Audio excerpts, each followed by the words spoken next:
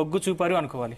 అంటే ఫలితాలకు సంబంధించి ఎగ్జిట్ పోల్స్ నా దగ్గర కొన్ని రెడీ ఉన్నాయి, బట్ ఇప్పుడు నేను చెప్పకూడదు. ఎందుకంటే ఎన్నికల కమిషన్ నిబంధన ప్రకారం 6:30 గంటల తర్వాతే ఎగ్జిట్ పోల్ చెప్పాలి. ఇంకా 10 నిమిషాల సమయం ఉంది. బట్ ఒక విధంగా చెప్పాలంటే ఇష్యూస్ గురించి మనం డిస్కస్ చేయొచ్చు, ట్రెండ్ ఎట్లా ఉంది డిస్కస్ చేయొచ్చు. మనతో పాటు ఇప్పుడు బీజేపీ రాష్ట్ర chief spokesperson NV Subhash కూడా ప్రస్తుతం జాయిన్ అవుతున్నారు. పీసీఆర్ ఒకవేళ జాయిన్ అవుతే కనెక్ట్ చేయండి, ఆయన వెయిట్ చేస్తున్నారు. ఎన్వి సుభాష్ గారు ప్రస్తుతం మనతో ఉన్నారు. సుభాష్ గారు, జీ తెలుగు న్యూస్ కోసం సమయం కేటాయించిన ధన్యవాదాలు.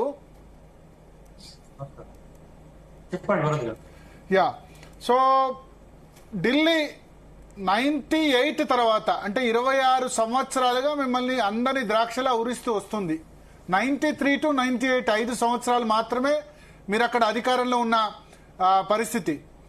సో 98 నుంచి కూడా వరుసగా 3 సార్లు కాంగ్రెస్ షీలా దీక్షిత్ హ్యాట్రిక్ కొట్టారు, 2 సార్లు అరవింద్ కేజ్రీవాల్ కొట్టారు. ఈసారి మళ్ళీ హ్యాట్రిక్స్ ఇద్దామని అరవింద్ కేజ్రీవాల్ అంటున్నారు. మీ ఎక్స్పెక్టేషన్ ఏ విధంగా ఉండింది? నమస్కారం అండి భరత్ గారు, జీటీ ప్రేక్షకులకు, తర్వాత అక్కడ ఉన్న ప్యానల్ పెద్దలందరికీ నమస్కారం.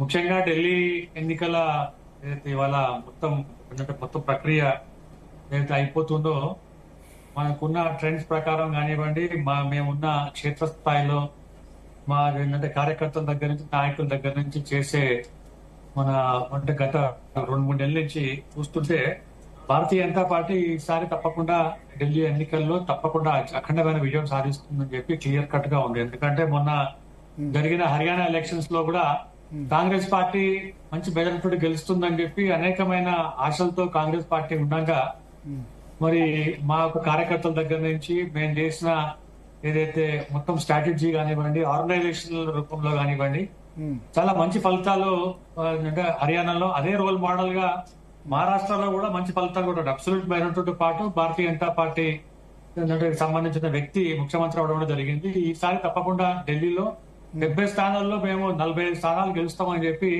మాకు అంచనాల ప్రకారం ఉన్నాయి. ఈ ఎగ్జిట్ పోల్స్ కనుక చూస్తే ఎగ్జిట్ పోల్స్ కూడా ఆల్మోస్ట్ అట్లే ఉండదు. అంటే ఎగ్జిట్ పోల్స్ ఇప్పుడు మనం వెల్లడించకూడదు, ఒక 5 minutes తర్వాత డిస్కస్ చేద్దాం. సో ఒకటి, ఎప్పుడు కూడా అక్కడ కేంద్రంలో ఒక విధంగా ఉంటుంది, రాష్ట్రంలో ఒక విధంగా ఉంటుంది. ఇప్పుడు అంతకుముందు మీరు 2 సార్లు కూడా మీరు 7 పార్లమెంట్ సీట్లు గెలిచారు. నరేంద్ర మోడీకి 2014లో 7 సీట్లు వచ్చాయి, 2019లో అంతే, మొన్న 24లో కూడా అంతే. కానీ అసెంబ్లీ ఎన్నికల విషయానికి వచ్చేసరికి మాత్రం వేరే విధంగా ఉంటుంది. సో ఈసారి మళ్ళీ సేమ్ అదే ఎందుకు రిపీట్ కాదు?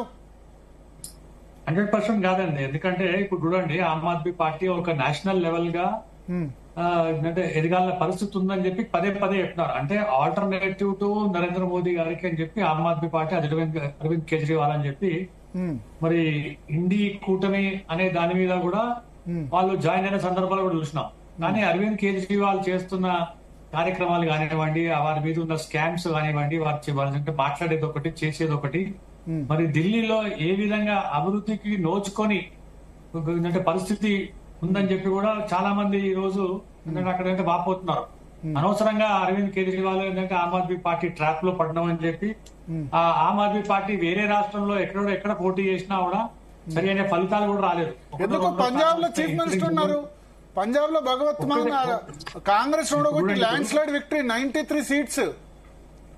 నాకు తెలిసి దేశంలో ఈ మధ్య కాలంలో ఒక రీజనల్ పార్టీ, ఎందుకంటే జాతీయ పార్టీ హోదా లేదు ఆమ్ ఆద్మీ పార్టీకి, రీజనల్ పార్టీ 2 రాష్ట్రాల్లో గవర్నమెంట్ చేసిందంటే అది ఆమ్ ఆద్మీ పార్టీనే కదా, వేరే చోట లేదు అని ఎట్లా అంటారు? వాళ్ళు హర్యానాలో పోటీ చేసినారు, తర్వాత మొన్న పార్లమెంట్ ఎన్నికల్లో పోటీ చేసినారు, తర్వాత జమ్మూ అండ్ కాశ్మీర్ లో పోటీ చేసినారు. అంటే ఎక్కడ కూడా సరైన ఫలితాలు రాలేదు. ఇప్పుడు ఆల్టర్నేటివ్ టు బీజేపీ అనే ఒక విధానంతో ముందుకెళ్తే ఇండి కూటమి అనేది ఇప్పుడు మీరు కాంగ్రెస్ లో ఒకటి, ఎన్వి సుభాష్ గారు, కాంగ్రెస్ ను మీరు ఓడగొడుతున్నారు కానీ రీజనల్ పార్టీ చేతిలో మీరు ఓడిపోతున్నారు. ఇది చాలా రాష్ట్రాల్లో కూడా ప్రూవ్ అవుతూ వస్తుంది. కాంగ్రెస్ ఈజీగా కొట్టగలుగుతున్నారు, మమతా బెనర్జీని కొట్టలేకపోతున్నారు, అరవింద్ కేజ్రీవాల్ కొట్టలేకపోతున్నారు. ఇట్లా చాలా రీజనల్ ఫోర్సెస్. మన జార్ఖండ్ లో హేమంత్ సోరెన్ మళ్ళీ గెలిచిన పరిస్థితి ఉంది. హర్యానాలో కొట్టారు, మహారాష్ట్రలో కొట్టారు, బట్ జార్ఖండ్ లో ఫెయిల్ అయినారు, వెస్ట్ బెంగాల్లో ఫెయిల్ అయిన సందర్భం, తమిళనాడులో ఫెయిల్ అవుతారు. సో ఇట్లా రీజనల్ ఫోర్సెస్ మాత్రం ఓడిపోతున్న పరిస్థితి ఉంది ఈసారి. అంటే ఎట్లా డిఫరెన్స్ ఎట్లా? పైగా మీకు రాష్ట్ర నాయకత్వం బలంగా లేదు ఢిల్లీలో. ఎప్పుడు నరేంద్ర మోడీ ఫేస్ పెట్టుకునే పోవాల్సి వస్తుంది. ఈసారి కూడా అదే విధంగా పోయినారు. సరే ఇప్పుడు మాకు స్టార్ క్యాంపెయినర్ కానివ్వండి, మా లీడర్ ఏంటంటే నరేంద్ర మోదీ గారు అని చెప్పి క్లియర్ గా అందరికి తెలిసిన విషయమే. దాంట్లో ఏంటంటే డిస్ప్యూట్ ఏం లేదు. ఇప్పుడు నరేంద్ర మోదీ గారి ఫేస్ చూస్తే అక్కడ అరవింద్ కేజ్రీవాల్ అనుకుంటే పక్కన పెట్టేసి మరి ఢిల్లీలో ఏంటంటే పట్టం కట్టబోతున్నారు. చూడండి ఇప్పుడు ఎంత ఈవెన్ లోకల్ బాడీ ఎలక్షన్స్ లో కూడా మరి మన ఏంటంటే ఆమ్ ఆద్మీ పార్టీ అంత సరిగా ఏంటంటే మన ఫలితాలు రాలేదు. ఒకవేళ కనుక ఆమ్ ఆద్మీ పార్టీ ఒక మంచి పార్టీ అని చెప్పి దేశమంతా కూడా చేస్తుంటే అంటే వాళ్ళు ఎక్కడ పోటీ చేసినా కూడా 1, 6, 2 కనీసం పర్సంటేజ్ ఆఫ్ ఓట్స్ కూడా ఎక్కువ రాలేదు భరత్ గారు. సో ఈసారి చెప్పండి డెఫినెట్ గా ఇది అంటే ఢిల్లీ ప్రజలు ఎప్పుడు కూడా నేను ఢిల్లీలో 8 సంవత్సరాలు, ఢిల్లీ ప్రజలు ఎప్పుడు కూడా రాష్ట్ర ఎన్నికను వేరుగా చూస్తారు, జాతీయ ఎన్నికను వేరుగా చూస్తారు. 2004-9 లో కాంగ్రెస్ పార్టీ క్లీన్ స్వీప్ చేసింది 7 out of 7. ఓకే, తర్వాత 14 లో నేను చెప్పిన ఎగ్జాంపుల్స్ 14, 19, 24 అన్ని బీజేపీ క్లీన్ స్వీప్. చూస్తే గవర్నమెంట్ ఆమ్ ఆద్మీ పార్టీది రాష్ట్రంలో. సో అక్కడ చాలా వైజ్ ఓటర్స్ రాష్ట్రానికి కేంద్రానికి చాలా వేరు తీర్పులు ఇచ్చిన సందర్భం ఉంది. ఇప్పుడు మొన్న కేంద్రంలో కూడా మీరు 7 క్లీన్ స్వీప్ చేశారు. నిజానికి పంజాబ్ నుంచి ఆమ్ ఆద్మీ పార్టీకి ఎంపీ సీట్స్ ఉన్నాయి తప్ప ఇక్కడ లేదు. బట్ ఆ తర్వాత అరవింద్ కేజ్రీవాల్ ముఖ్యమంత్రి పదవికి రాజీనామా చేయడం ఇటువంటివన్నీ చేశారు కదా. సో దానివల్ల ఏమన్నా ఆ పార్టీకి ఏమన్నా వర్కౌట్ అయ్యే అవకాశం ఉండదా? డెఫినెట్ అండి, డెఫినెట్ గా అక్కడ ఇప్పుడు లిక్కర్ స్కామ్ లో ఢిల్లీలో మొదలైంది. లిక్కర్ స్కామ్ లో ఆమ్ ఆద్మీ పార్టీ నాయకులు చాలా మంది కూడా అలా ఇన్వాల్వ్ అయినారని చెప్పి చాలా క్లియర్ గా తెలుస్తుంది. ఏదైతే అభివృద్ధి అనే దాని మీద మనం ఏంటంటే ఇప్పుడు ఆమ్ ఆద్మీ పార్టీ వెళ్తుందని చెప్తే అభివృద్ధి అనేది చాలా ఇబ్బందికరమైన సిచ్యువేషన్ వచ్చింది ఢిల్లీలో. ఎందుకంటే బడ్జెట్ లేదు.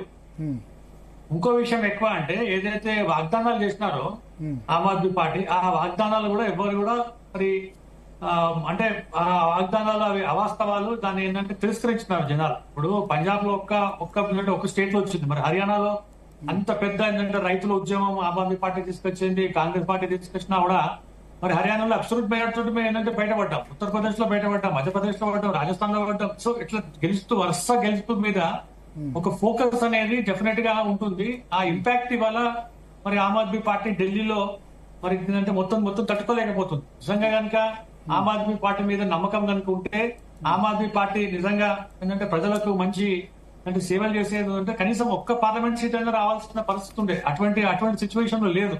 అంటే 2019లో కూడా రాలేదు. 2019లో కూడా ఒక్క పార్లమెంట్ సీట్ రాలేదు.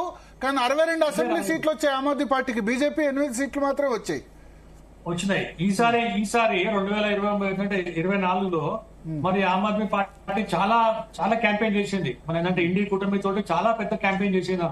అంటే ఒక ప్రొజెక్షన్ మనం కనుక చూస్తే ఏంటంటే ప్రొజెక్షన్ లో నరేంద్ర మోదీకి ఛాలెంజ్ చేస్తుండే ఎవరు అంటే అరవింద్ కేజ్రీవాల్. కానీ వాళ్ళ నమ్మకం అంటే ఆ ఇండియా కూటమి వాళ్ళు కూడా ఏంటంటే నమ్మే పరిస్థితులు లేరు. సో ఎవరి కుప్పటి వాళ్ళు పెట్టినారు.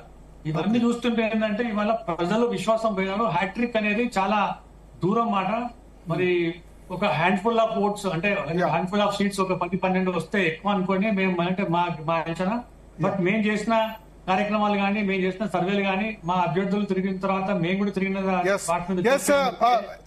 సుభాష్ గారు ఒక్క నిమిషం